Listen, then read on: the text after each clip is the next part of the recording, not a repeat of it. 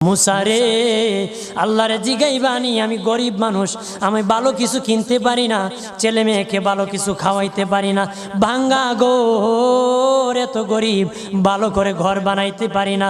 আল্লাহরে জিগাইবানি কি করলে আমার উন্নতি হবে, ধনী হব, টাকা পয়সা হবে। আল্লাহরে জিগাইবানি।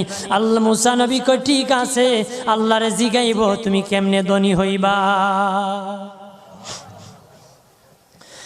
আল্লাহ নবী মুসা নবী তিন রাস্তার মোড়ে যা দেখে একটা লোক বসে আছে, তার দুই হাত নাই, দুই পা নাই, দুই হাত নাই, দুই পা নাই।